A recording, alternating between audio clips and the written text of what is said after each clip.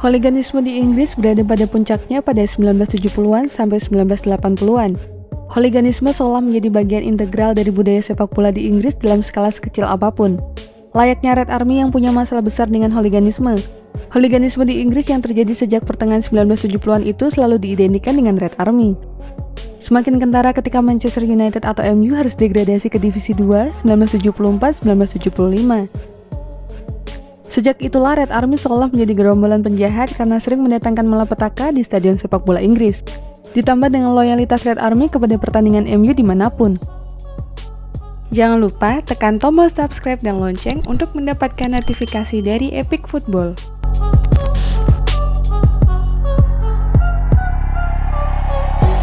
Kelompok garis keras supporter MU ini selalu datang dengan jumlah yang besar. Mereka berbondong-bondong datang menggunakan kereta maupun menaiki bus. Bahkan jika harus bertanding ke stadion rival sekalipun seperti Arsenal, Chelsea, Liverpool, dan Manchester City. Konon jumlah kedatangan yang banyak saat laga tandang inilah cikal bakal mereka dinamai Red Army. Terutama setelah MU harus terdegradasi sehingga jumlah Red Army sering lebih banyak daripada pendukung tuan rumah. Mengingat banyak kesebelasan Divisi 2 berasal dari kota-kota kecil pada waktu itu.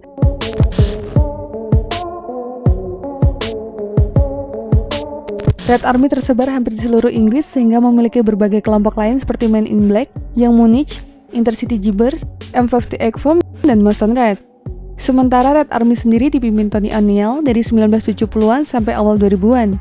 Sekarang ia dilarang menginjakan kakinya di seluruh stadion Liga Inggris sejak 2001. O'Neill menjadi lebih sering menghabiskan waktunya bekerja di sebuah perusahaan travel. Melalui pekerjaannya ini, ia masih melanjutkan baktinya kepada supporter MU, yaitu sering menerima jasa perjalanan tandang para supporter MU. Selain itu, O'Neill juga membuat sebuah buku berjudul Men in Black. Seperti yang dijelaskan sebelumnya bahwa Men in Black merupakan bagian dari Red Army. Men in Black dikenal mampu mengalahkan supporter rival yang berjumlah lebih banyak. Ciri khas dari Men in Black adalah selalu menggunakan pakaian serba hitam. Bukan hal yang aneh juga ketika melihat pendukung kesebelasan sepak bola berpakaian casual di seluruh stadion di Inggris. Mereka meninggalkan warna tertentu yang berseragam untuk menghindari deteksi polisi. Sementara Men in Black justru memamerkan keseragaman mereka yang menyeramkan. Men in Black memang dianggap lebih tangguh dan terorganisir dibanding kelompok hooligan lain di seluruh negeri sampai saat ini. Men in Black sendiri merupakan generasi muda yang muncul setelah perubahan wajah hooliganisme sepak bola 1970-an dan 1980-an.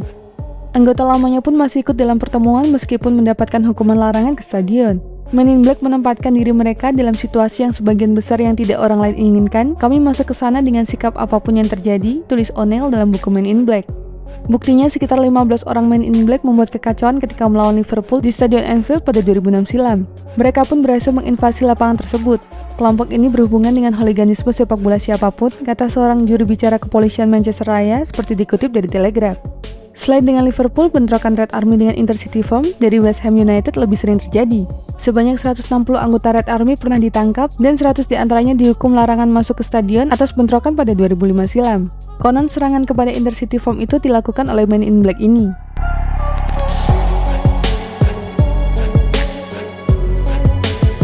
Pagar pembatas yang tinggi sempat dipasang di seluruh stadion sepak bola Inggris. Penyebabnya adalah adanya pendukung Blackpool yang tewas ditusuk Red Army pada pertandingan Divisi 2 1974. Situasi bentrokan saat itu sangat kacau hingga polisi menembakkan gas air mata. Bentrokan Red Army tidak hanya di kompetisi sepak bola Inggris saja. Mereka pernah bentrok dengan pendukung Saint Etienne saat Piala Winners Eropa 1977. Kabarnya perkelahian itu berawal dari lemparan roti pendukung Saint Etienne kepada Red Army. Bentrokan pun tak terelakkan sehingga 33 orang dilarikan ke rumah sakit. Red Army pun harus mendapatkan pengawalan ketat dari kepolisian hingga pertandingan selesai. Kejadian ini memaksa MU harus bermain pertandingan usiran pada leg kedua melawan Saint Etienne di kandang Plymouth. Bentrokan tersuar Red Army lainnya pada kompetisi Eropa juga terjadi saat Liga Champions 2007. Awalnya pertandingan dimulai dengan damai dan Red Army pun mendapatkan penghormatan dari Ultras Roma. Tapi Red Army justru dikurung Ultras Roma sehingga sulit keluar dari stadion. Hal itu membuat sekitar 300 Red Army nekat keluar dari tribun sehingga terjadi bentrokan lanjutan di jembatan dekat stadion. Hasilnya 5 pendukung MU harus mendapatkan tikaman dan 4 orang lainnya dimasukkan ke dalam penjara. Setelah bentrokan itu, banyak petinggi Red Army pensiun dari hooliganisme. Sementara yang lain selalu menantikan keributan kembali dengan Ultras dari Italia. Sebetulnya memang banyak kelompok supporter garis keras dari klub lain di Inggris yang tidak kalah gar seperti ICF, Leeds Service Crew, Millwall Bushwhacker, dan lain-lain.